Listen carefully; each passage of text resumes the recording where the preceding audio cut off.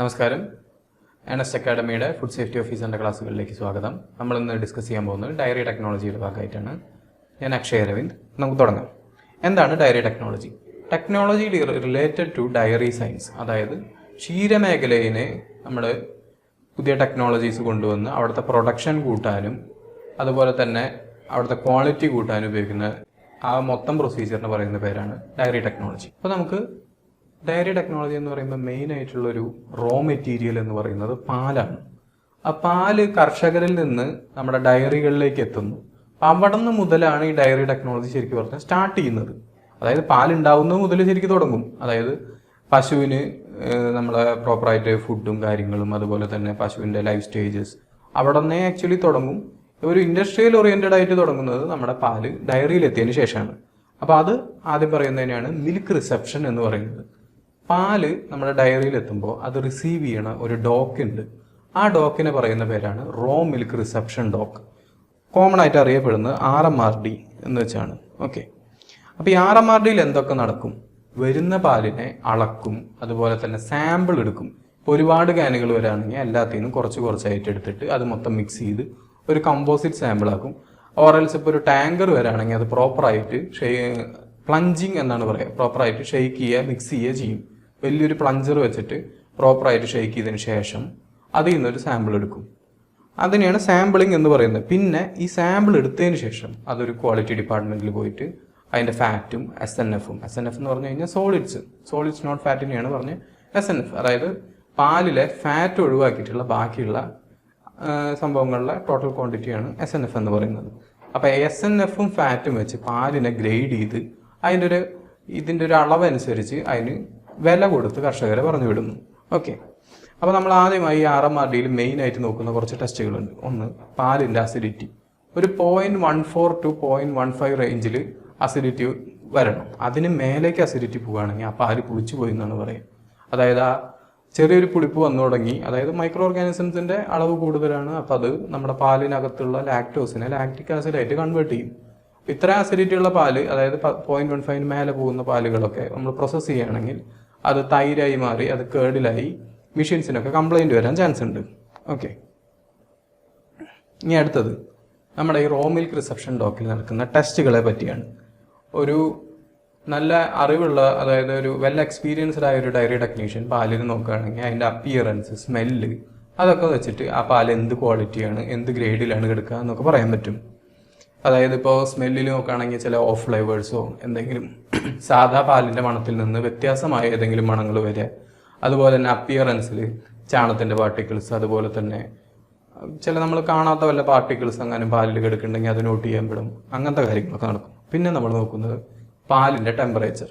നമ്മൾ ഡയറിയിൽ റിസീവ് ചെയ്യണ പാലിൻ്റെ ടെമ്പറേച്ചർ 4 ഡിഗ്രിയോ അതിന് താഴെ ആയിരിക്കണം. അതിന് മേലേക്ക് പോവുകയാണെങ്കിൽ അതൊരു ഡേഞ്ചർ സോണാണ്. അവിടെ മൈക്രോ ഓർഗാനിസത്തിൻ്റെ ഒരുവിധം മൈക്രോ ഓർഗാനിസംസ് ഒക്കെ മീസോഫിലിക് റേഞ്ചിലായിരിക്കും കിടക്കുന്നുണ്ടാവും. മീസോഫിലിക് എന്ന് പറഞ്ഞു കഴിഞ്ഞാൽ നമ്മുടെ നോർമൽ ബോഡി ടെമ്പറേച്ചർ റേഞ്ചിൽ വളരുന്ന, ഒപ്റ്റിമം ഗ്രോത്തിൽ വളരാൻ പറ്റുന്ന മൈക്രോ ഓർഗാനിസത്തിനെയാണ് മീസോഫിലിക് ഓർഗാനിസം എന്ന് പറയുന്നത്.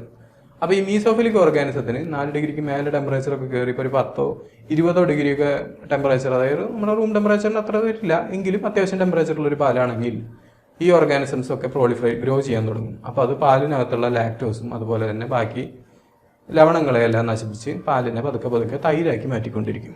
ഓക്കെ, പിന്നെ അസിഡിറ്റിയുടെ കാര്യം നമ്മൾ നേരത്തെ പറഞ്ഞു. ലാക്ടോമീറ്റർ എന്നൊരു ഡിവൈസ് വെച്ചിട്ടാണ് നമ്മൾ പാലിൻ്റെ ടോട്ടൽ സോളിഡ്സും അതുപോലെ തന്നെ SNFും കാണുന്നത്. ഓക്കെ, പലതരം ബ്രാൻഡുകളുണ്ട്. ഒന്ന് സീൽ ലാക്ടോമീറ്റർ ഉപയോഗിക്കേണ്ട ടെമ്പറേച്ചറാണ് ഇവിടെ ബ്രാക്കറ്റിൽ കൊടുത്തിരിക്കുന്നത്. ഒന്ന് 29 ഡിഗ്രി. പിന്നെ ക്യൂവീൻ ലാക്ടോമീറ്റർ 15.5 ഡിഗ്രി സെൽഷ്യസ്. അതുപോലെ തന്നെ ISI lactometer 27 degree Celsius. Okay, ഇനി ലാക്ടോമീറ്റർ റീഡിങ് പൊതുവെ പശുപാലിനും എരുമപ്പാലിനും വരുന്ന റീഡിങ്ങിൻ്റെ റേഞ്ചുകളാണ് ഇവിടെ കൊടുത്തിരിക്കുന്നത്. 28 to 30 ആണ് നോർമൽ കൗ മിൽക്കിന് വരുന്നത്. അതുപോലെ തന്നെ ബഫലോ മിൽക്കിനാണെങ്കിൽ 30 to 32. ഈ നമ്മുടെ ലാക്ടോമീറ്റർ റീഡിങ് ഈ ടെമ്പറേച്ചർ ആണെങ്കിൽ കറക്റ്റ് ലാക്ടോമീറ്റർ റീഡിംഗ് ആണ്. സപ്പോസ് ഇപ്പോൾ ടെമ്പറേച്ചറിന് മേലെ പോവുകയോ താഴെ പോവുകയോ ചെയ്യുകയാണെങ്കിൽ നമ്മൾ അതിനൊരു അഡീഷണൽ ഫാക്ടേഴ്സ് കൊടുക്കണം. ഇപ്പോൾ ആ അഡീഷണൽ ഫാക്ടേഴ്സ് കൊടുത്ത് കിട്ടുന്ന ലാക്ടോമീറ്റർ റീഡിങ്ങിനെയാണ് കറക്റ്റഡ് ലാക്ടോമീറ്റർ റീഡിംഗ് എന്ന് പറയുന്നത്. അപ്പോൾ ആ കറക്റ്റഡ് ലാക്ടോമീറ്റർ റീഡിംഗ് വെച്ചിട്ട് നമുക്ക് ഇതിൻ്റെ സ്പെസിഫിക് ഗ്രാവിറ്റി അളക്കാൻ പറ്റും. ആ ഫോർമുലയാണ് ഇവിടെ താഴെ കൊടുത്തിരിക്കുന്നത് 1 + CLR/1000. ഓക്കെ, പിന്നെ അടുത്ത ടെസ്റ്റുകൾ ഇതൊക്കെ നമ്മൾ ലാബിലേക്ക് പാല് കൊണ്ടുപോയതിന് ശേഷം ചെയ്യുന്ന ടെസ്റ്റുകളാണ്. Float on boil test.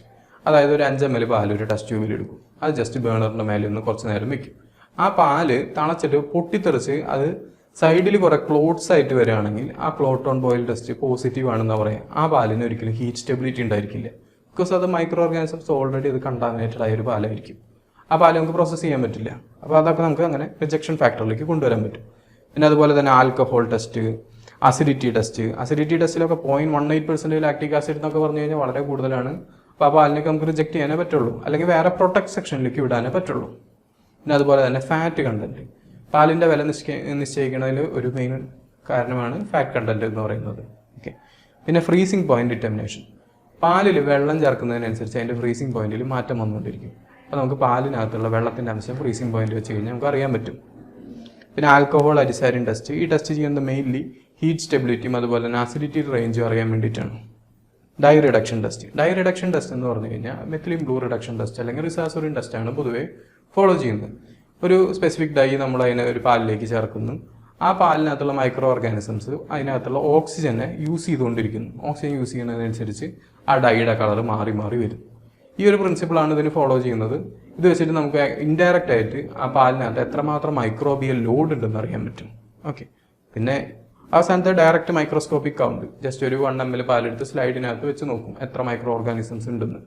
ഒരു മൈക്രോബയോളജി ടെക്നിക്ക്. ബട്ട് ഇതിപ്പോൾ അധികം ഫോളോ ചെയ്യാറില്ല, കാരണം ഇത് ഒരു ഇൻഡയറക്റ്റ് മെത്തഡോളജിയാണ്. പക്ഷെ നമുക്ക് ഇത് വെച്ച് അങ്ങനെ പൂർണ്ണമായിട്ട് പറയാൻ പറ്റില്ല. ഇനി അടുത്തത് ഈ പാലിന് ഇപ്പം നമ്മൾ ഗ്രേഡ് ചെയ്ത് കഴിഞ്ഞു. ഇനി ഈ പാലിനെ പ്രോസസ്സ് ചെയ്യാനാണ് പോകുന്നത്. 2 തരം ഹീറ്റ് ട്രീറ്റ്മെന്റ് ഉണ്ട്. ഒന്ന് 100 ഡിഗ്രിക്ക് മേലുള്ള ഹീറ്റ് ട്രീറ്റ്മെന്റും ഒന്ന് 100-ന് താഴെയുള്ള ഹീറ്റ് ട്രീറ്റ്മെന്റും. 100 ഡിഗ്രിക്ക് മേലെയുള്ള ഹീറ്റ് ട്രീറ്റ്മെന്റിനെ പറയുന്ന പേരാണ് സ്റ്റെറിലൈസേഷൻ. 100-ന് താഴെ വരുന്ന ഹീറ്റ് ട്രീറ്റ്മെന്റിനെ പറയുന്ന പേരാണ് പാർ ബോയിലിംഗ് പ്രോസസ്സ്. ഈ പാർ ബോയിലിംഗിൽ 2 ടൈപ്പ് ഉണ്ട്. ഒന്ന് തെർമൈസേഷനും ഒന്ന് പാസ്ചറൈസേഷനും. തെർമൈസേഷൻ്റെ ടെമ്പറേച്ചർ ടൈം കോമ്പിനേഷൻ ഞാൻ ഇവിടെ തന്നെ കൊടുത്തിട്ടുണ്ട്. അത് ചോദിക്കാറുണ്ട്. ഒന്ന് 63 ഡിഗ്രി സെൽഷ്യസ് ഫോർ 15 സെക്കൻഡ്സ് അല്ലെങ്കിൽ 70 ഡിഗ്രി സെൽഷ്യസ് ഫോർ 15 സെക്കൻഡ്സ്. ഇത് നോട്ട് ചെയ്ത് വയ്ക്കുക. ഇനി അടുത്തത് പാസ്ചറൈസേഷൻ ഡെഫിനേഷനാണ് ഈ കൊടുത്തിരിക്കുന്നത്. FSSAയിൽ പറഞ്ഞിരിക്കുന്ന അതേ ഡെഫിനേഷൻ. ഓക്കെ. അതിൽ നമ്മൾ ഓർത്ത് വെക്കേണ്ട കാര്യങ്ങൾ എന്തൊക്കെയാണ്? അതിൻ്റെ ടൈം ടെമ്പറേച്ചർ കോമ്പിനേഷൻ ഒന്ന് 63 ഡിഗ്രി സെൽഷ്യസ് ഫോർ 30 മിനിറ്റ്സ് അല്ലെങ്കിൽ 72 ഡിഗ്രി സെൽഷ്യസ് ഫോർ 15 സെക്കൻഡ്സ്. ഈ പ്രോസസ്സ് കഴിഞ്ഞതിന് ശേഷം പാല് നമ്മൾ അപ്പം തന്നെ തണുപ്പിക്കും. അതായത് ഈ ചൂടാക്കിയതിന് ശേഷം ലൈനിൽ തന്നെ തണുപ്പിച്ച് 5 ഡിഗ്രി സെൽഷ്യസ് ഓർ ബിലോയിലേക്ക് കൊണ്ടുവന്ന് സ്റ്റോർ ചെയ്യും. ഓക്കെ. ഈ പാസ്ചറൈസേഷൻ ചെയ്യുന്നതിൻ്റെ പ്രിൻസിപ്പിൾ എന്ന് വെച്ച് കഴിഞ്ഞാൽ മെയിനായിട്ട് നമ്മുടെ ഡിസീസ് കോസ് ചെയ്യുന്ന കുറച്ച് മൈക്രോ ഓർഗാനിസത്തിനെ ഇൻഡെക്സ് ആയിട്ട് യൂസ് ചെയ്യും. പണ്ട് ഉപയോഗിച്ചിരുന്നത് മൈക്കോബാക്ടീരിയൻ ട്യൂബർകുലോസിസ് ആയിരുന്നു. അതിൻ്റെ ബേസിസിലാണ് നമുക്ക് തെർമൈസേഷൻ്റെ ടെമ്പറേച്ചർ വന്നത്. പിന്നെ നമ്മളിപ്പോൾ അത് അപ്ഡേറ്റ് ചെയ്ത് കോക്സില്ല ബർണറ്റി എന്നൊരു ഓർഗാനിസത്തിനെ കില്ല് ചെയ്യാനുള്ളൊരു ടൈം ടെമ്പറേച്ചർ കോമ്പിനേഷൻ ആക്കി. അതാണ് 63 ഡിഗ്രി സെൽഷ്യസ് ഫോർ 30 മിനിറ്റ്സ് അല്ലെങ്കിൽ 72 ഡിഗ്രി സെൽഷ്യസ് ഫോർ 15 സെക്കൻഡ്സ് എന്ന് പറയുന്നത്. ഓക്കെ. പിന്നെ ഈ പാസ്ചറൈസേഷൻ ചെയ്തുകൊണ്ട് എന്തൊക്കെ ബെനിഫിറ്റ്സ് ഉണ്ട്? ഒന്ന് ക്രീം ലൈൻ റിഡക്ഷൻ നടക്കും, അതായത് കൊഴുപ്പധികം ലോസ് ആവില്ല. പിന്നെ രണ്ടാമത്തത് ഇതിന് പാലിൻ്റെ കീപ്പിംഗ് ക്വാളിറ്റി കൂടും. ഓക്കെ. ഇത് ഡിഫറെൻറ്റ് ടൈം ടെമ്പറേച്ചർ കോമ്പിനേഷൻസ് ആണ്. സ്റ്റാൻഡേർഡായ 2 ടൈം ടെമ്പറേച്ചർ കോമ്പിനേഷൻസ് ഞാൻ പറഞ്ഞു കഴിഞ്ഞു. ബാക്കി വേറെ പ്രൊഡക്ട്സ്, അതായത് സ്കിം മിൽക്ക്, അതുപോലെ ക്രീം, അതുപോലെ കോൺസെൻട്രേറ്റഡ് മിൽക്കിനൊക്കെ പറയുന്ന ടൈം ടെമ്പറേച്ചർ കോമ്പിനേഷനാണ്. നേരത്തെ പറഞ്ഞത് മൊത്തം പാലിനായിരുന്നു. ഓക്കെ. ഇനി ഡിഫറെൻറ്റ് ടൈപ്സ് ഓഫ് മിൽക്കിനെ പറ്റിയാണ് ഞാൻ സംസാരിക്കാൻ പോകുന്നത്. നമ്മളിപ്പോൾ ഇതുവരെ പറഞ്ഞു പാല് നമ്മൾ പ്രോസസ്സ് ചെയ്തു. ഈ നമ്മുടെ കർഷകരിൽ നിന്ന് കിട്ടുന്ന പാലിന് പല ഫാറ്റും SNF ആയിരിക്കും. ഇതെല്ലാം കൂടി മിക്സ് ചെയ്തിട്ട് നമ്മൾ മൊത്തത്തിൽ ഒരു ഫാറ്റ് SNFും ചെക്ക് ചെയ്യും. ഇപ്പം നമുക്ക് വലിയ ഫാറ്റിൽ SNFിലും ഇടുകയാണെങ്കിൽ നമുക്ക് ലാഭം ഉണ്ടാവില്ല. അപ്പോൾ നമുക്ക് കുറച്ച് സ്റ്റാൻഡേർഡ്സ് ഉണ്ട്. ആ സ്റ്റാൻഡേർഡ്സിലുള്ള മിൽക്കുകൾ like toned milk, double toned milk, അതുപോലെ തന്നെ ഓരോ ഇൻഡസ്ട്രിയൽ സ്റ്റാൻഡേർഡ്സ് ഉണ്ട്. അതിൽ നമ്മൾ ഫാറ്റും SNFും അഡ്ജസ്റ്റ് ചെയ്യും. എങ്ങനെ അഡ്ജസ്റ്റ് ചെയ്യും? നമ്മൾ സ്കിം മിൽക്കോ വെള്ളമോ അതുപോലെ തന്നെ സ്കിം മിൽക്ക് പൗഡറോ ചേർത്ത്, പിന്നെ ഫാറ്റ് കൂട്ടാനായിട്ട് ക്രീം ചേർത്തിട്ടൊക്കെ നമ്മൾ ഫാറ്റ് SNFും അഡ്ജസ്റ്റ് ചെയ്യും. അങ്ങനെ അഡ്ജസ്റ്റ് ചെയ്യുന്ന വഴി കമ്പനിയുടെ ലാഭം ഉണ്ടാവും. അതുപോലെ തന്നെ നമുക്ക് ക്രീം സേവ് ചെയ്യാൻ പറ്റും. ആ ക്രീം നമുക്ക് വീണ്ടും നെയ്യ് പ്രൊഡ്യൂസ് ചെയ്യാൻ വേണ്ടി യൂസ് ചെയ്യാൻ പറ്റും. അതുപോലെ നമുക്കത് പല കാര്യങ്ങൾ ബട്ടറിനൊക്കെ യൂസ് ചെയ്യാൻ പറ്റും. ഓക്കെ. അപ്പം അതിൽ വരുന്ന ഈ പ്രോസസ്സാണ് പിന്നെ നമ്മൾ ഫോളോ ചെയ്യുന്നത്. അതിൽ വരുന്ന ഒരു one of the type of മിൽക്കാണ് ഞാനിപ്പോൾ പറയാൻ പോകുന്നത്. അതാണ് ടോൺഡ് മിൽക്ക്. ടോൺഡ് മിൽക്ക് എന്ന് പറഞ്ഞു കഴിഞ്ഞാൽ സാധാ ഈ പാലിനെ നമ്മൾ പാലിൻ്റെ ഫാറ്റ് SNFും 3ഉം 8.5ലേക്കും നമ്മൾ മാറ്റും. 3% ഫാറ്റും 8.5% SNFിലേക്ക് നമ്മൾ നോർമൽ റോ മിൽക്കിനെ അഡ്ജസ്റ്റ് ചെയ്ത് കൊണ്ടുവരും. ക്രീം ചേർത്തും അതുപോലെ തന്നെ സ്കിം മിൽക്ക് ചേർത്തും. ഇപ്പോൾ ഫാറ്റ് കൂടുതലാണെങ്കിൽ നമ്മൾ സ്കിം മിൽക്ക് ചേർത്ത് ഫാറ്റ് കുറച്ച് കൊണ്ടുവരും. അതുപോലെ തന്നെ ഫാറ്റ് ഇപ്പോൾ കുറവാണെങ്കിൽ ക്രീം ചേർത്ത് ഫാറ്റ് കൂട്ടി ഈ 3ലേക്ക് എത്തിക്കും. അതുപോലെ തന്നെ നേരെ SNFന്റെ കേസ് ആണെങ്കിൽ വെള്ളം ചേർക്കും. SNF ഇപ്പോൾ കൂടുതലാണെങ്കിൽ വെള്ളം ചേർക്കും, കുറവാണെങ്കിൽ നമ്മൾ സ്കിം മിൽക്ക് പൗഡർ ആഡ് ചെയ്ത് ചേർക്കും. ഓക്കെ, ഇതാണ് നമ്മുടെ സാധാ ഒരു ടോൺഡ് മിൽക്ക് ഉണ്ടാക്കുന്നതിൻ്റെ പ്രൊസീജിയർ ഫ്ലോ ചാർട്ട് എന്ന് പറയുന്നത്. ഇതിൽ മെയിനായിട്ട് നമ്മൾ ടെമ്പറേച്ചറും, അതായത് ബട്ടർ ഓയിൽ എന്ന് പറയുന്നത് നമ്മുടെ ക്രീമിന് പകരം നമ്മൾ തന്നെ യൂസ് ചെയ്യാറുണ്ട്, ഉപയോഗിക്കുന്നൊരു സാധനമാണ്. പിന്നെ അതുപോലെ തന്നെ സ്കിം മിൽക്ക് പൗഡർ അതൊക്കെ ആഡ് ചെയ്യുന്ന ടെമ്പറേച്ചർ നോക്കുക 38 to 49 ഡിഗ്രി സെൽഷ്യസ്. പിന്നെ പാസ്ചറൈസേഷൻ ടെമ്പറേച്ചർ ഇത് 63 ഡിഗ്രി ഫോർ 30 മിനിറ്റ്സ് എന്ന് പറയുന്നത് ബാച്ച് പാസ്ചറൈസേഷൻ ടെമ്പറേച്ചറാണ്, അല്ലെങ്കിൽ low temperature long time pasteurisation ടെമ്പറേച്ചറാണ്. High temperature short time pasteurisation ടെമ്പറേച്ചറാണ് 72 degree Celsius for 15 seconds. Okay, അതിനുശേഷം അത് കൂൾ ചെയ്യുന്നു, സ്റ്റോറേജ് ചെയ്യുന്നു.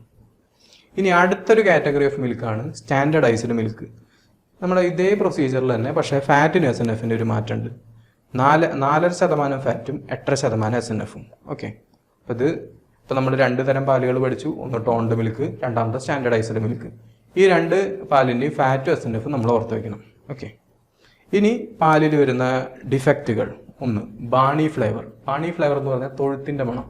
അതായത് ഇപ്പോൾ നമ്മൾ പാല് കറന്ന് തൊഴുത്തിൽ ഓപ്പൺ ആയിട്ട് വെക്കുകയാണ്.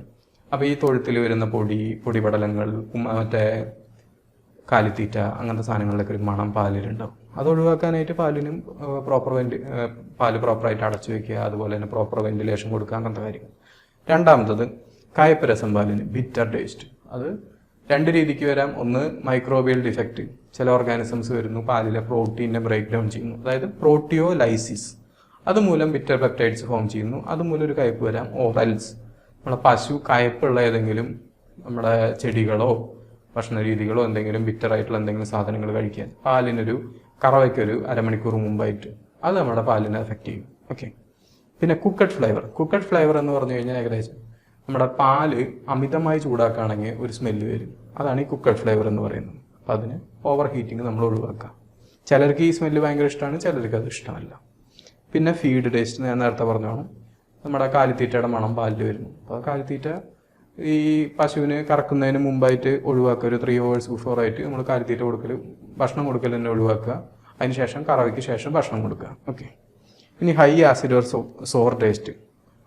ഈ ഹൈ ആസിഡ് എന്ന് പറയുന്നത്, അതായത് പുളിപ്പ് വരുന്നത് തന്നെ പറയാം. അത് 2 രീതിക്ക് വരാം. ഒന്ന്, ഈ പശുവിൻ്റെ ഭക്ഷണത്തിൽ നിന്ന് വരാം, അല്ലെങ്കിൽ നമ്മുടെ ഈ മൈക്രോബിയൽ കണ്ടാമിനേഷൻ വഴി ലാക്ടോസിനെ ലാക്റ്റിക് ആസിഡ് ആക്കുമ്പോൾ അവിടെ അസിഡിറ്റി കൂടിയിട്ട് നമ്മുടെ ഹൈ ആസിഡ് ഫ്ലേവർ വരാം. ഇനി മാൾട്ടി ഫ്ലേവർ. മാൾട്ടി ഫ്ലേവർ ഉണ്ടാക്കുന്ന ഒരു ഓർഗാനിസത്തിൻ്റെ പേര് ഇവിടെ കൊടുത്തിട്ടുണ്ട്, അത് അണ്ടർലൈൻ ചെയ്ത് വയ്ക്കുക. Streptococcus lactis variety maltigenes. ഈ ഓർഗാനിസം മൂലം ഒരു മാൾട്ടി ഫ്ലേവർ വരും. ഓക്കെ, ഇനി റാൻസിഡ് ഫ്ലേവർ. റാൻസിഡ് എന്ന് പറഞ്ഞു കഴിഞ്ഞാൽ നമ്മുടെ പാലിലെ ഫാറ്റ് ലിപ്പേസ് എൻസൈമിൻ്റെ പ്രസൻസിൽ ഫ്രീ ഫാറ്റി ആസിഡ് ആയിട്ട് മാറും. അപ്പോൾ ഒരു വൃത്തിയായിട്ട ഫ്ലേവറും ഒരു ടേസ്റ്റും വരും. അത് ഒഴിവാക്കാനായിട്ട് നമ്മൾ പാലിനെ ലിപ്പേസ് ആക്ഷൻ ഉണ്ടാകുന്ന സിറ്റുവേഷനിൽ നിന്ന് മാറ്റി വയ്ക്കുക. ഇനി അടുത്തത് oxidised oily or metallic or ടാലോവി. അതായത് മിൽക്ക് നമ്മുടെ കോപ്പർ സർഫസിൽ കോപ്പറിൻ്റെ പ്രസൻസിലോ അല്ലെങ്കിൽ കോപ്പറായിട്ടൊരു കോണ്ടാക്റ്റ് വരാണെങ്കിൽ മിൽക്കിൻ്റെ ഫാറ്റിനെ അത് ബ്രേക്ക് ഡൗൺ ചെയ്ത് ഫ്രീ ഫാറ്റി ആസിഡ്സ് നേരത്തെ പറഞ്ഞ പോലെ തന്നെ റാൻസിഡിറ്റി വീണ്ടും ഉണ്ടാവാൻ ചാൻസ് ഉണ്ട്.